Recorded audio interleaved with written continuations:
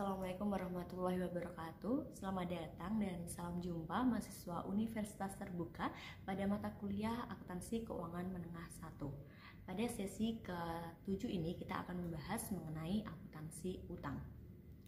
Nah, utang adalah kewajiban kita kepada pihak ketiga atas jumlah dana yang memang harus kita bayar di jangka waktu tertentu, dan kita harus menyerahkan aset kita, bisa kas, bisa persediaan atau jasa lain yang memang harus kita berikan kepada pihak ketiga.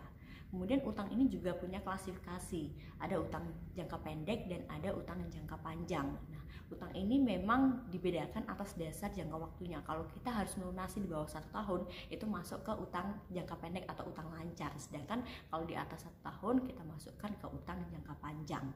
Kemudian pengukuran utang itu juga macam-macam ya. Pertama, apakah utang itu memang nominalnya pasti? Nominal pasti itu contohnya ada utang gaji, utang usaha yang memang harus kita bayar sesuai dengan yang nominalnya gitu. Kemudian kalau utang bersyarat, utang bersyarat itu utang yang akan timbul kalau syarat tertentu terpenuhi. Contohnya, kalau kita ada perselisihan di persidangan, kemudian kalau kita kalah kita harus membayarnya, maka hal itu menjadi utang bersyarat. Kalau misalnya nanti kita kalah, kita harus membayar sejumlah dana. Lanjut, utang yang harus masih ditaksir. Contohnya, kalau perusahaan itu memiliki metode garansi untuk penjualan produknya, maka kita harus menaksir kira-kira di tahun ini itu garansi yang harus diklaim atau yang akan diklaim oleh customer itu berapa rupiah. Itu menjadi utang kita juga, seperti itu ya.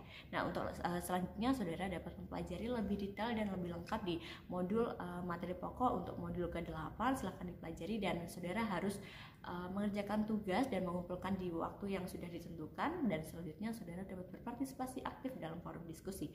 Terima kasih untuk semuanya, sehat-sehat selalu. Assalamualaikum warahmatullahi wabarakatuh.